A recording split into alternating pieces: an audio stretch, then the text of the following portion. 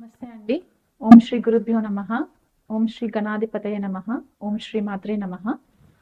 ఈరోజు మనము 2026 సంవత్సరము ద్వాదశ రాశుల వాళ్ళకి ఎలా ఉండబోతుంది అండ్ మనకి గ్లోబల్ లెవెల్లో ఎలాంటి పరిస్థితులు మనకి ఎదురవుతాయి, జియో పొలిటికల్ ఇష్యూస్ అవ్వచ్చు, లేకపోతే వాతావరణానికి సంబంధించి ఇష్యూస్ అవ్వచ్చు, పొలిటికల్ లీడర్స్ కి ఎలా ఉండబోతుంది, మనకి రెసెషన్ ఏమైనా వస్తుందా, ఉద్యోగాలకి సంబంధించి ఐటీలో ఎలాంటి డెవలప్మెంట్స్ అవుతాయి, ఈ గ్రహగతులని బట్టి మనము డిస్కస్ చేసుకునే ప్రయత్నం చేద్దాము. కానీ దానికంటే ముందు మనకి జనరల్ గా మేజర్ గా మనము 4 గ్రహాల ట్రాన్సిట్స్ ని బట్టి మనకి ఈ డిఫరెన్సెస్ అనేవి తెలుస్తూ ఉంటాయి అన్నమాట.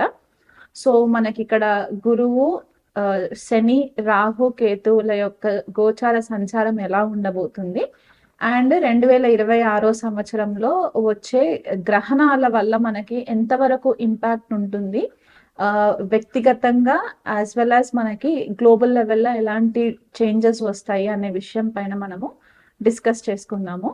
కానీ దానికంటే ముందు మనకి ఈ ట్రాన్సిట్స్ ఎప్పుడు జరుగుతున్నాయి, ఈ గ్రహణాలు ఎప్పుడు అవుతుందో ఆ డేట్స్ కూడా వివరిస్తాను. సో మనకి మొదటగా చూసుకుంటే గనక గురు గ్రహాన్ని తీసుకుంటే జనవరి 1 నుంచి మార్చి 11 వరకు కూడా గురువు వక్రిగతిలో సంచారం చేస్తూ మిథున రాశిలో సంచారం జరుగుతుంది.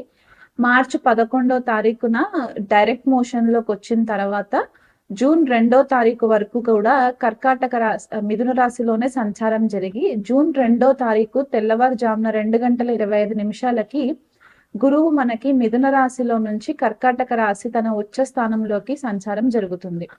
జూన్ 2 నుంచి చూసుకున్నట్లయితే మనకి అక్టోబర్ 31 వరకు కూడా గురువు కర్కాటక రాశిలో సంచారం చేస్తూ తర్వాత మనకి సింహరాశిలోకి ఎంట్రీ ఉంటుందన్నమాట.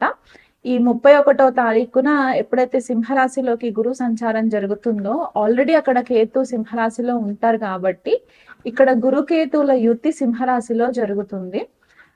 అక్టోబర్ 31 నుంచి మనకి డిసెంబర్ 13 వరకు సింహరాశిలోనే సంచారం జరుగుతూ డిసెంబర్ 13 అంటే ఇయర్ కి వచ్చేసరికి గురువు వక్రిగతిలో సింహరాశిలో వక్రిగతిలో ఉంటారన్నమాట ఇయర్ ఎండింగ్ వరకు కూడా. సో ఇలాంటి ట్రాన్సిట్ గనక మనము చూసుకున్నట్లయితే గురువు ఒకటి సంవత్సరంలో 3 రాశులని మారడం అనేది మనకి కనిపిస్తుంది. అంటే ఒకటి మిథున రాశి వాయుతత్వ రాశి అవుతుంది, కర్కాటక రాశి జలతత్వ రాశి అండ్ సింహరాశికి వచ్చేసరికి అగ్నితత్వ రాశి అవుతుంది. కాబట్టి ఇలాంటి మూవ్మెంట్ ఎలిమెంట్స్ లో చేంజెస్, అంటే ప్రకృతికి సంబంధించిన ఈ పంచభూతాలలో వాయువు, జలము అండ్ అగ్నికి సంబంధించి తత్వాలలో చేంజెస్ రావడం జరుగుతుంది. కాబట్టి గురువు జనరల్ గా ఏంటంటే మనకు అన్ని విధాలుగా శుభ ఫలితాలను ఇచ్చే గ్రహం కాబట్టి ఇలాంటి ట్రాన్సిట్ జరిగినప్పుడు సకల చరాచరాల పైన, జీవరాశుల పైన ఎలాంటి ఎఫెక్ట్స్ ఉంటాయి అనేది కూడా మనకి గతంలో గనక ఒక 100 సంవత్సరాల క్రితము ట్రాన్సిట్స్ ని గనక మనము పరిశీలన చేసుకుంటే ఈ పర్టిక్యులర్ మూవ్మెంట్ ని అతిచారి మూవ్మెంట్ అంటారనమాట. అంటే ఫాస్ట్ గా మూవ్ అవుతూ ఉంటుంది గురువు. ఎప్పుడైతే జీవకారకుడు అతిచారి మూవ్మెంట్ లో ట్రాన్సిషన్ అవుతుందో చాలా ఫాస్ట్ రిజల్ట్స్ వస్తుంటాయి. అది మంచి అవ్వచ్చు, చెడు అవ్వచ్చు, దాన్ని బట్టి మనకి డిఫరెన్సెస్ కూడా కనిపిస్తూ ఉంటాయి అన్నమాట. సో గురువు మనకి చాలా ఇంపార్టెంట్ రోల్ ప్లే చేస్తుంది ఈ ఇయర్ అంతా కూడా. అది కాకుండా మనకి రాహు అండ్ కేతు సంచారం చూసుకున్నట్లయితే ప్రజెంట్ రాహు మనకి శతభిష నక్షత్రంలో కుంభరాశిలో సంచారం జరుగుతూ ఉంటుంది. తర్వాత మధ్యలో ధనిష్ట నక్షత్రంలోకి ట్రాన్సిషన్ అవుతుంది అనమాట రాహుకి వచ్చేసరికి. ఆల్మోస్ట్ మనకి ఆగస్ట్ ఆ టైంకి మనకి ధనిష్ట నక్షత్రంలోకి సంచారం జరుగుతుంది. కేతు కనుక చూసుకున్నట్లయితే ప్రజెంట్ మనకి జనవరి 1 నుంచి మార్చ్ 29 వరకు కూడా పూర్వ ఫాల్గుని నక్షత్రము సింహరాశిలో సంచారం జరుగుతూ తర్వాత కేతు మఖ నక్షత్రంలోకి సంచారం జరుగుతుంది. కర్కాటక రాశి వాళ్ళకి 2026 సంవత్సరం ఎలా ఉండబోతుంది, మేజర్ గ్రహాలని గనక చూసుకున్నట్లయితే ఈ మనకి ఇయర్ బిగినింగ్ లో చూసుకుంటే మార్చ్ వరకు కూడా గురువు వక్రిగతిలో ఉండి వ్యయస్థానంలో సంచారం జరగడము, తర్వాత జూన్ 2వ తారీఖుకి కర్కాటక రాశిలోకే సంచారము. ద్వితీయ కుటుంబ ధనస్థానంలో కేతు సంచారము, అష్టమంలో శని సంచారము, అష్టమంలో రాహు సంచారము, భాగ్యంలో శని సంచారం జరుగుతుంది. కాబట్టి ఇలాంటి గ్రహస్థితిని మనము పరిశీలన చేసుకున్నట్లయితే కర్కాటక రాశి వాళ్ళకి మేజర్గా ఉద్యోగానికి సంబంధించి, వ్యాపారానికి సంబంధించి కొద్దిపాటిగా ఒడిదుడుకులు కనిపిస్తున్నాయి అన్నమాట. ఎందువల్ల అంటే సడన్ జాబ్ పోవడము, లేకపోతే సడన్ గా బిజినెస్ లో కొద్దిపాటిగా ఇబ్బందులు రావడము. స్టార్టింగ్ జూన్ వరకు కూడా వ్యయ స్థానంలో గురు సంచారము, ద్వితీయ స్థానంలో కేతు సంచారం ఏంటంటే ఇవి రెండు కూడా మనకి కొద్దిపాటిగా లాసెస్ కి ఇండికేషన్ ఇచ్చే గ్రహస్థితి కనిపిస్తుంది. కాబట్టి ఈ కర్కాటక రాశి వాళ్ళకి ఇదివరకు ఏదైనా ప్రాపర్ ప్రణాళిక లాంటివి చేసుకొని స్ట్రాటజిక్ గా ఏదన్నా బిజినెస్ పెట్టడం కానివ్వండి, లేకపోతే కెరియర్ లో ఫైనాన్షియల్ గా నేను రైజ్ అవ్వాలి, కెరియర్ లో నాకు మంచి గుర్తింపు రావాలి అని అనుకున్న కర్కాటక రాశి వాళ్ళు ఎవరైతే ఉంటారో కొద్దిగా ఈ స్టార్టింగ్ 6 months కూడా మీకు డిస్టర్బెన్సెస్ అనేవి చాలా క్లియర్ గా కనిపిస్తున్నాయి.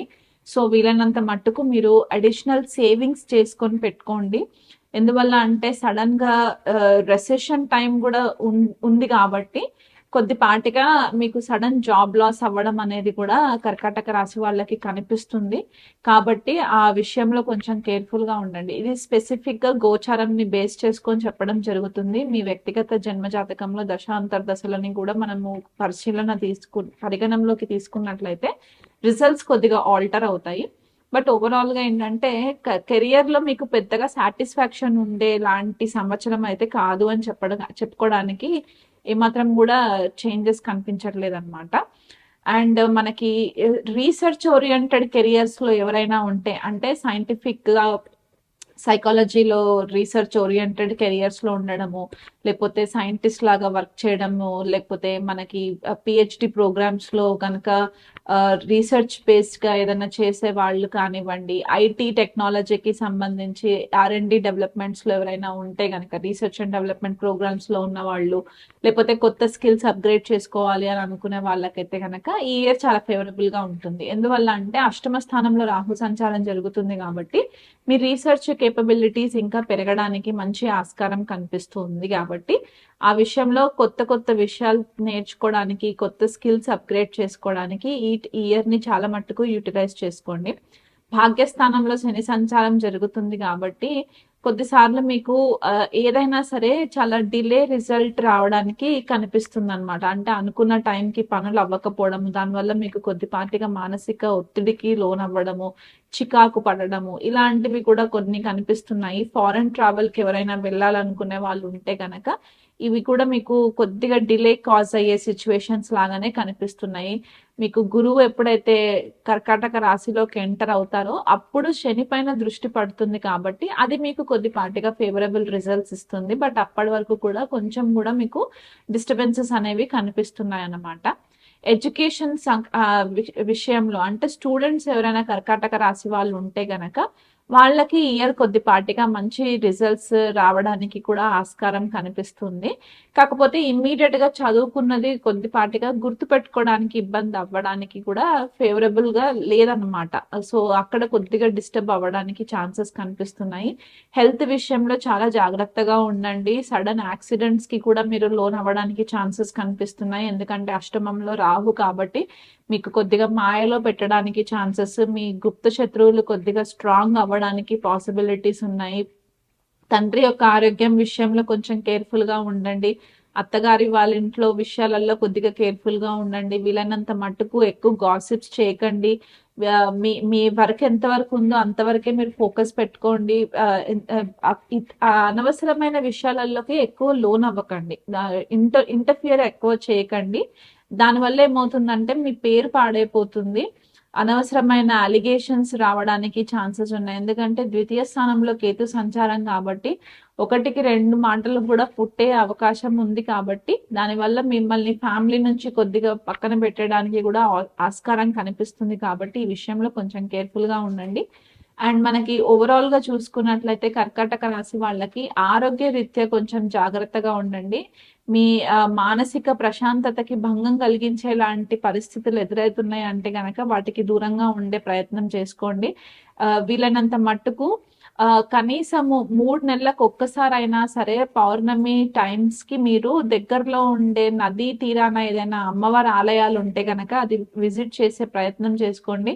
నది స్నానం రెగ్యులర్ గా చేసుకుంటూ ఉండండి, స్పెసిఫిక్ గా పౌర్ణమి అమావాస్యకి. ఎందుకంటే మీది చంద్రుడు రూల్ చేసే రాశి కాబట్టి మీకు మానసిక ఉద్రిక్తత ఎక్కువ ఉండే ఛాన్సెస్ ఉంటాయి. కాబట్టి ఈ టైమ్స్ లో మీకు ఇంకెక్కువ చేంజెస్ కనిపిస్తుంటాయి. గ్రహణాల గురించి కూడా నేను డేట్స్ వివరించాను కదా, అది ఇండియాలో ఉన్నా లేకపోయినా గ్రహణ ప్రభావం అనేది కర్కాటక రాశి వాళ్ళ పైన డైరెక్ట్లీ ఆర్ ఇండైరెక్ట్లీ ఎఫెక్ట్ పడుతుంది. కాబట్టి ఈ గ్రహణ సమయాల గ్రహణం అయిపోయిన తర్వాత మీరు చంద్రుడికి, రాహు, కేతు అండ్ రవికి మీరు రెగ్యులర్ గా ఈ గ్రహణం టైంలో పూజలు చేయించుకున్నట్లయితే కూడా మీకు మానసిక ప్రశాంతత రావడానికి ఆస్కారం ఉంటుంది.